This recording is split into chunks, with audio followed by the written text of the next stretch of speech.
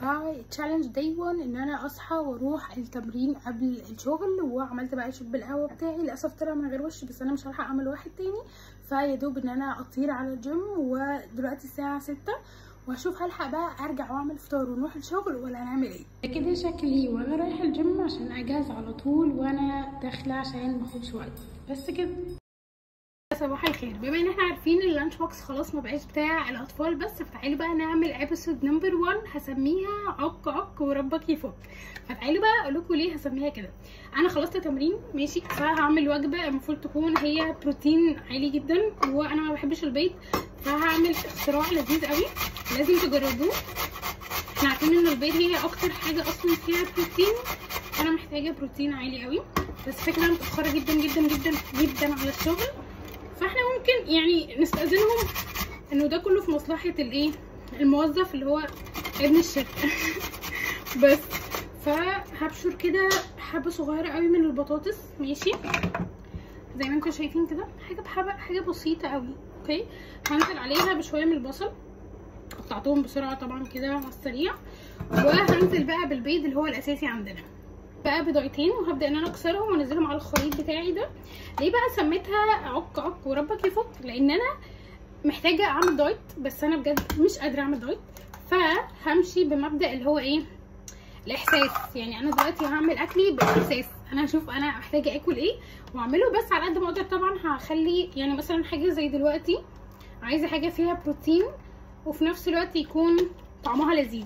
المهم حطيت البيضتين وحطيت شويه لبن، هحط شويه ملح بسيط قوي، وهحط فلفل اسود كمان.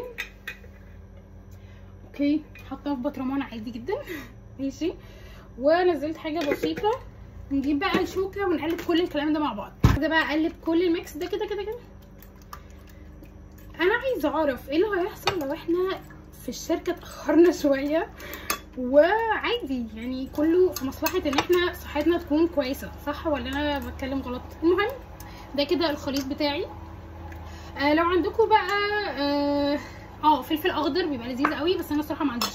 هجيب بقى الطاسه واقول لكم هنعمل ايه بقى. في ناحيه تانية الاضاءه هنا مش الطف حاجه، حطيت الطاسه على النار، هحط بقى نقطه من زيت الزيتون. اللانش بوكس ده ماشي المفروض كنت انا هاكله قبل ما انزل، اوكي، علشان اكيد مش هبقى يعني رايحه متاخره، وفي نفس الوقت يعني هروح افطر هناك، بس حرفيا مش هلحق، ف هعمله وغالبا ممكن اكله في العربيه ماشي. هنسخن الزيت الزيتون شويه، مش بسخنه قوي علشان احنا عارفين ان زيت الزيتون ما بيسخنش جدا، فهسخنه واجيب الموتزاريلا لحد ما يسخن. الموتزاريلا ودي حاجه اساسيه معانا في الوصفه، هي والليمون، علشان بجد بيعملوا ميكس خطير. محتاجه اقول لكم ان كده احنا الوجبه تقريبا متكامله، فيها زيت زيتون وفيها بروتين وفيها كارب كمان، بس بنسب. حطيت بقى نص الكميه علشان ما تبقاش كتيره قوي، وابدا ان انا اوزعها في الطاسه. فهو حلو قوي فكره التمرين قبل الشغل، بس يعني ان احنا بقى نظبط الوقت دي مش عارفه. يعني انا رحت بدري قوي اول ما الجيم فتح، بس مش عارفه بقى الموضوع سرح معايا ليه.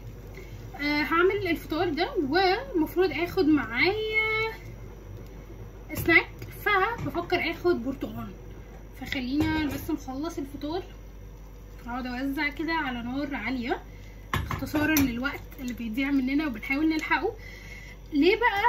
انا دلوقتي بجد فتره اللي هو انا مش عايزه اعمل دايت، وفتره اللي هو دايت الاستهبال ده اللي هو عايزه اعمل دايت بس في نفس الوقت بجد مش قادره، فمش عايزه اروح لحد يقيدني، ولا عايزه امشي مع كوتش ولا اي حاجه من الحاجات دي. فقررت ان انا هعمل بقى موضوع دايت اللي هو عك عك وربك يفك. المهم شايفين شكلها عامل ازاي؟ المفروض بقى التحدي ان احنا نقلبها مظبوطه، فنسيبها شويه كده على النار تمسك نفسها، وهحاول اقلبها مظبوطه. ما ظبطتش عادي جدا، مش هيحصل اي حاجه اهو. اوكي ظبطت تمام ماشي ظبطت، بس انا قطعتها ماشي. المهم هنعمل ايه بقى في الفتره دي؟ هوطي بس شويه كده عشان انزل بالموتزاريلا عليها من فوق.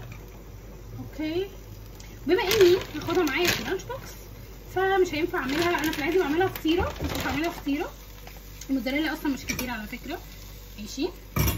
وهبدا بقى ان انا اقلبها نصين علشان اخدها زي الساندوتش كده اهو. شايفين شكلها؟ هعمل التانيه واحطها في اللانش بوكس واجيبها. خلصت الاتنين هنا، حطيتهم في طبق شويه عشان يبردوا شويه لحد ما احطهم في العلبه او في اللانش بوكس عشان ما احطوهاش على طول. فهبدا بقى افتح اللانش بوكس بتاعي اوكي واحطهم هنا زي ما انتم شايفين. بصوا شكلهم عامل ازاي، نقدر نشيلهم عادي زي ساندوتش كده وهيبقى لذيذ قوي. حلو ننقلهم على اللانش بوكس بتاعنا علشان نطير على الشغل. اوكي نقلت اول واحده بسلام والتانيه هتتنقل نصين. مش مهم المهم الطعم في الاخر يطلع حلو. هحط معاها الليمونه بتاعتي وكده اللانش بوكس بتاعي هيكون جاهز. ويا دوب اطير عشان انا حرفيا متاخره جدا فمش هلحق ان انا اقطع البرتقال. بس كده اللانش بوكس بتاعي بقى جاهز واشوفكم في ابيسود 2 وبس كده. تفتكروا بقى في الشغل هيعملوا معايا ايه وانا رايحه متاخره؟